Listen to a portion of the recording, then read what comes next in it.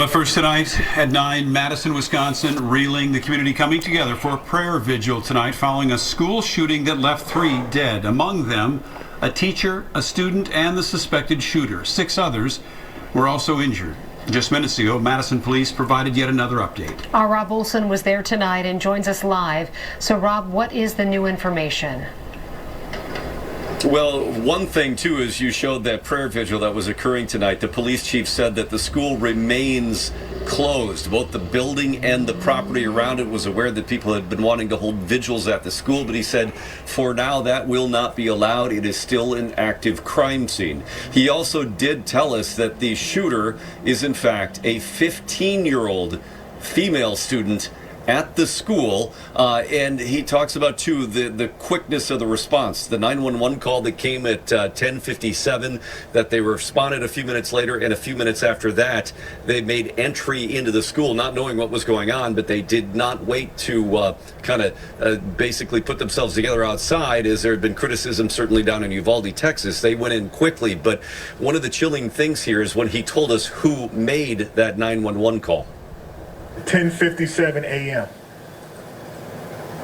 A second grade student called 911 to report a shooting had occurred at school. Don't let that soak in for a minute. A second grade student called 911 at 10:57 a.m.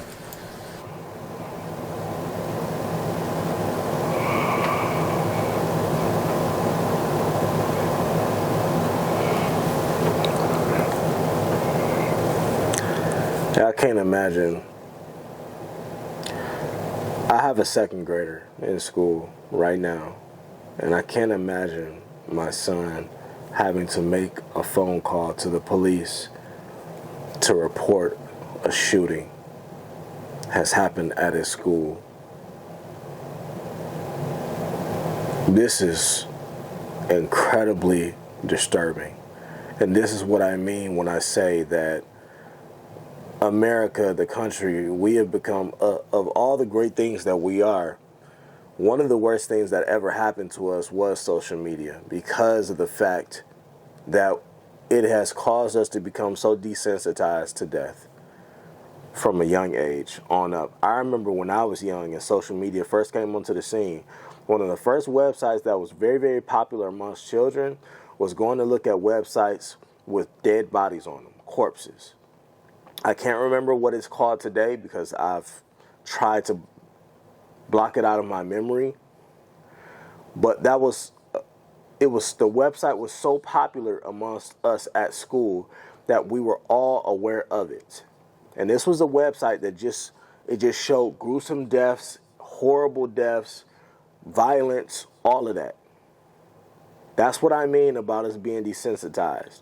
And I realize that I'm on a social media platform right now able to do this video because of social media and the progress that we've made with technology. But at the same time, it is a give and take, man. There is good and bad with this shit. A second grader had to make the phone call to 911 to let them know that there was a rampant idiot running around with a fucking gun. It's insane. To report a shooting at school. And he told us the shooting happened in a classroom. This was a study hall of mixed grade levels in there.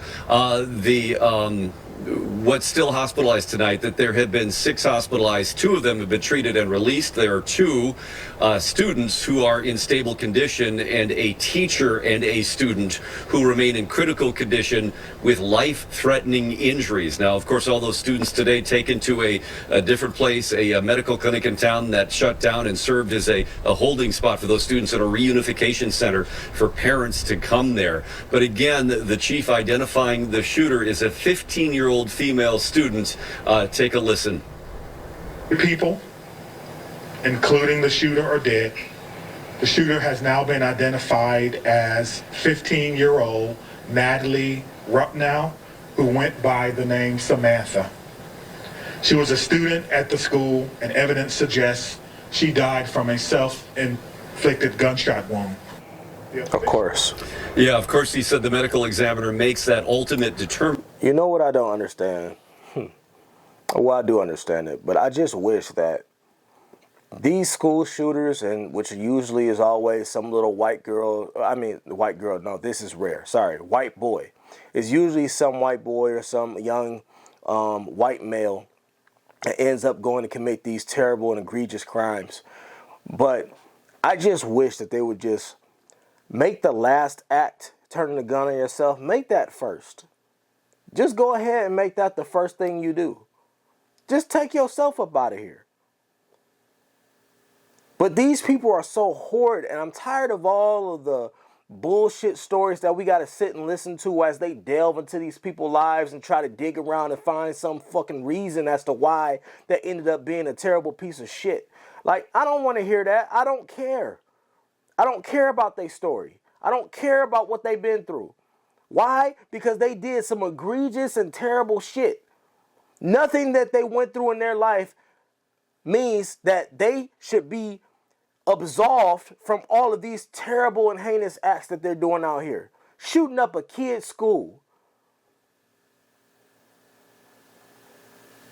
This is what I'm talking about when I say that we are desensitized. How does a 15-year-old girl even get her hands on a gun?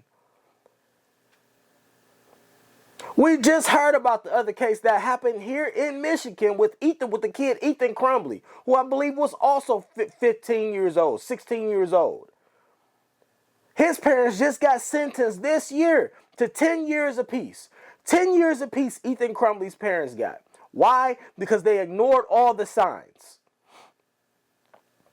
They bought him a gun for Christmas. What the hell does a 15-year-old need with a gun here in the States?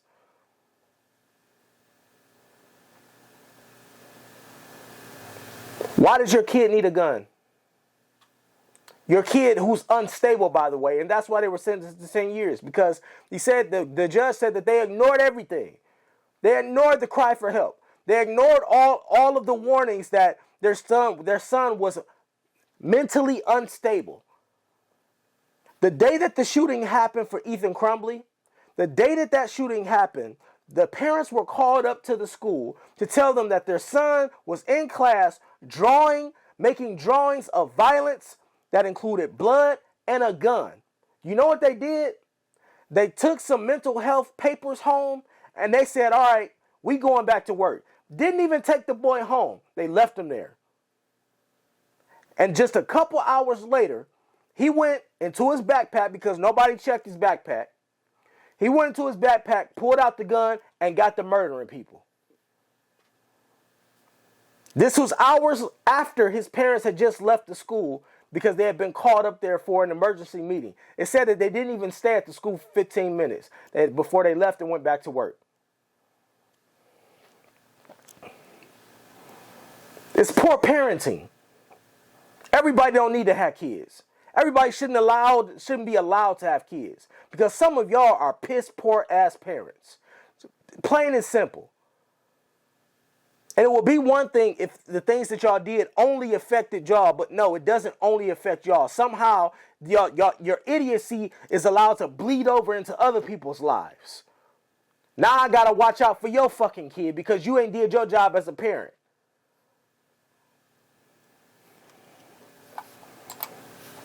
Determination of self-inflicted, but he said the evidence at the scene really indicated this was a self-inflicted gunshot wound by this 15-year-old female, Natalie Rupnow, who goes by the name Samantha. Now, again, and the two dead here are one student and one teacher. Their identities have not been released yet. Now, some questions, too, about a alleged manifesto being circulated on parts of social media, and he said they're aware of that, and he's shared that with their investigative partners here, which do include the FBI and the Bureau of Alcohol, Tobacco, and Firearms, the ATF. Here, too, they have not authenticated anything there, but they are looking into it. They're yet to do also a search warrant on the home of the shooter here, and the chief earlier had said the family was very cooperative here as investigators work at really what happened here, why it happened, and the other question that he was not able to answer yet is what kind of handgun and where it came from.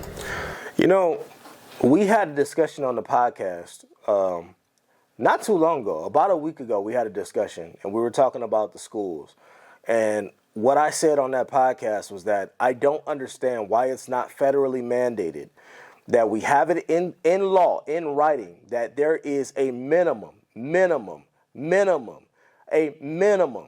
of 2 armed police officers in every single school across the country.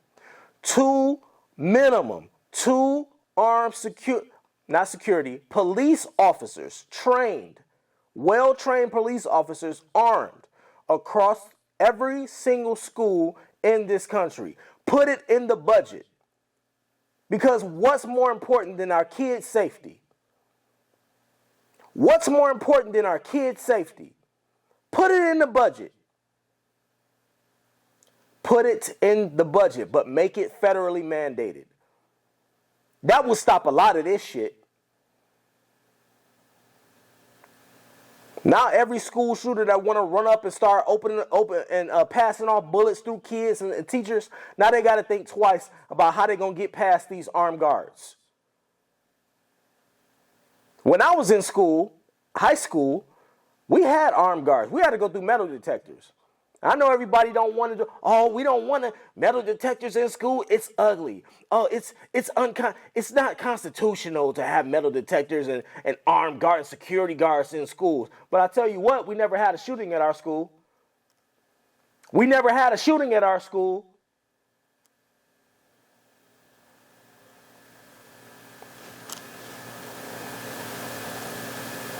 How many more times we got to go through this before something is done?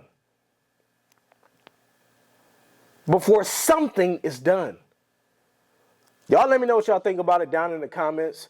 I'm pretty sure they'll be coming out with more information about this dumbass little girl in a couple days. So we'll just have to see.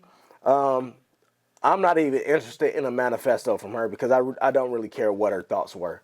I don't care. She's a little white girl somewhere who was probably pouting about her life and my life is so terrible. Shut the fuck up.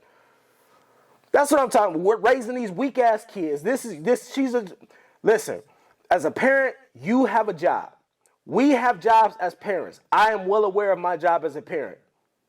My job is to make sure that I raise children who are able to go out into society and be productive. I never told them, I'm not saying they got to go out here and become multimillionaires and billionaires. But you will go out here and be productive to society. That is my job as a parent. And it's my job to lead you and make sure and steward over you and watch your actions and watch over your mental health and be concerned about what you're going through and be concerned about what it is that you do on a day-to-day basis. It's my fucking job. Because doing that prevents things like this from happening. Y'all let me know what y'all think. I'll see y'all in the next one.